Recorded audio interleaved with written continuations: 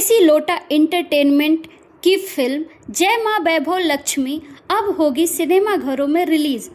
आपको बता दें कि राजीव मिश्रा प्रस्तुत और जय यादव श्यामली श्रीवास्तव द्वारा एक बहुत ही बेहतरीन फिल्म बनाई गई है, जिसकी शूटिंग गोरखपुर के अलग अलग लोकेशन पर हुई है।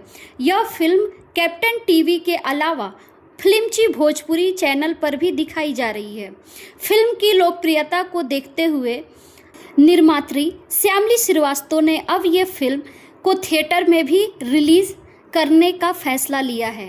अक्षय तृतीया के अवसर पर उत्तर प्रदेश और बिहार के सिनेमाघरों में होगी जय मां वैभव लक्ष्मी रिलीज। मैं निशा सिंह, प्लेनेट भोजपुरी के लिए सीधे शूटिंग रिपोर्ट से।